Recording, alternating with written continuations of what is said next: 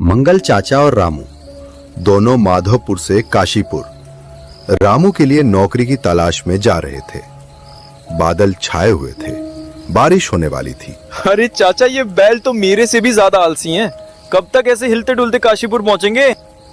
हंस ले रामू, मगर ये बादल अच्छा संकेत नहीं दे रहे।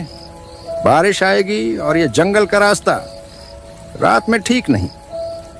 अरे चाचा, बारिश आएगी तो क्या, भीग जाएंगे, नहा लेंगे, गर्मी में ठंडक मिलेगी, मजा आएगा। अरे मजा? रामू, तुझे होश कब आएगा? तू हंसी मजाक में सब भूल जाता है। लेकिन ये जगह खेल तमाशे की नहीं है। ये जंगल, ये तो बरसों से सुनसान पड़ा है। कहानियों में तो ये तक कहा जाता है कि रात के समय यहाँ भूत प्रेत अपना डेरा डालते हैं। ओहो चाचा, भूत प्रेत? अरे अब आप भी वही कहानियां सुनाने लगे। बिल्कुल गांव की बूढ़ी अम्मा जैसी बातें कर रहे हो आप। वो भी तो हर मोड़ पर भूत दिखा देती हैं, कभी पीपल के पेड़ पर, कभी सुनसान कुएं के पास। सच कहूं तो आपकी बातें सुनकर मुझे डर से ज्यादा हंसी आ रही है। तभी बिजली जोर से गरजने लगती है। दोनों ऊपर की ओर देखने लगते हैं।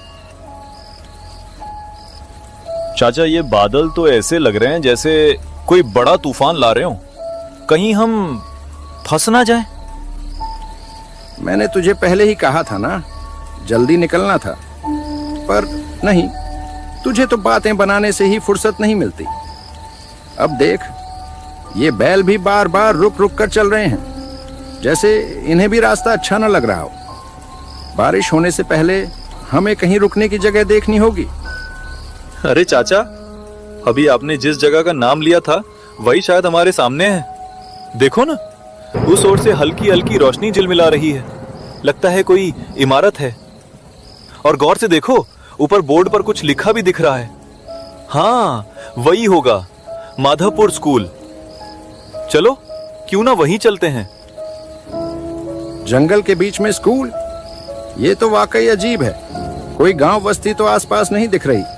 चारों तरफ बस घना जंगल। तभी अचानक एकदम से बारिश शुरू हो जाती है। चाचा, इतनी तेज बारिश में अगर हम जंगल में ही भटकते रहे तो और मुसीबत होगी। देखिए, रास्ता पूरा कीचड़ हो गया है। उससे अच्छा है कि हम उस स्कूल के अंदर चले जाएं। कम से कम छत तो मिलेगी। और ये आपकी भूत प्रेत वाली कहानियों पर भरोसा करते रहे ना, तो ठंड और बारिश में यहीं बीमार पड़ जाएंगे।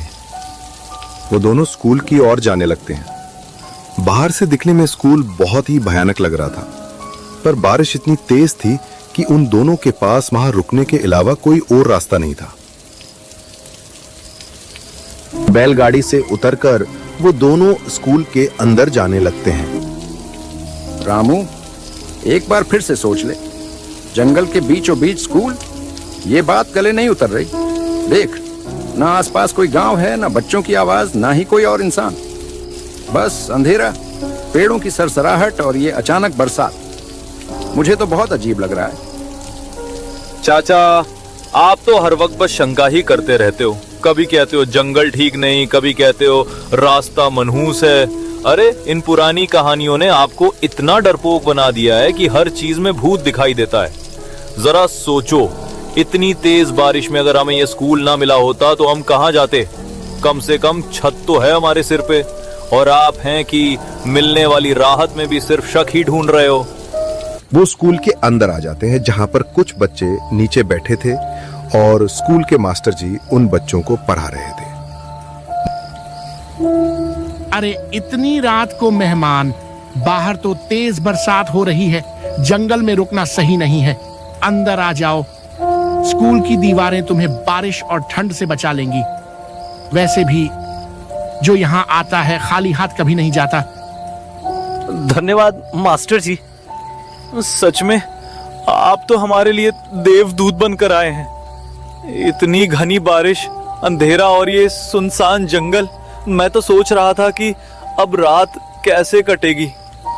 पर आपकी ये दयालुता हमें हिम्मत दे रही है। चाचा, देखिए ना, इंसानियत आज भी जिंदा है। वरना भला कौन इतनी रात को अजनबियों को अपने स्कूल में जगह देता। धन्यवाद। अरे बेटा, धन्यवाद किस बात का? ये तो मेरा ही कर्तव्य है। यह स्कूल हमेशा से मेहमानों के लिए खुला है। तुम जैसे मुसाफिर तो अक्सर ही यहाँ आ जाते हैं। बारिश में, अंधेरे में, रास्ता भटककर या शायद रास्ता ढूंढते ढूंढते खुद यहाँ पहुंच जाते हैं। वो सारे लोग स्कूल के अंदर वाले कमरे में आ जाते हैं, जहां पर मास्टर जी और मंगल चाचा पलंग पर बैठ जाते हैं और रामू बच्चों के साथ हंसी मजाक करने लगता है। अरे रामू अंकल, आपको डर नहीं लगता क्या? इतनी रात को इस सुनसान जंगल में और अब इस पुराने स्कूल में बैठे हुए बिल्कुल भी डर नहीं लगता? अरे पगले, डर नाम की चीज तो मैं सुबह के नाश्ते के साथ खा जाता हूँ। बड़े बड़े पहलवान तक कांपते हैं मेरे सामने। डर तो खुद मुझे देख के छुप जाता है। और तेरे रामू अंकल तो ऐसे हैं कि भूत भी सामने आ जाए तो पहले रामू से पूछेगा, भाई साहब यहाँ बैठने की जगह है क्या?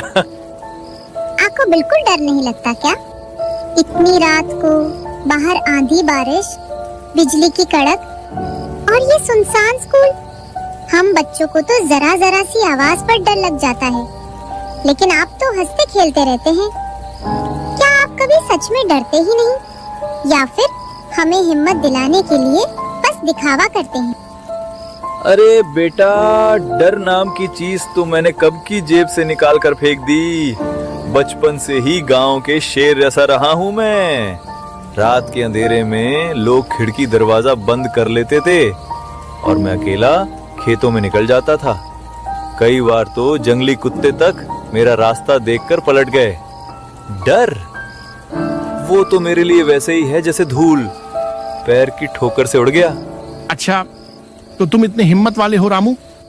बड़ी बड़ी बातें करना आसान होता है, पर असली हिम्मत तो तब साबित होती है जब दिल की धड़कनें खुद तुम्हें धोखा देने लगें। चलो, आज मैं सबको एक कहानी सुनाता हूं, फिर देखेंगे ये तुम्हारी हिम्मत कितनी देर तक साथ देती है।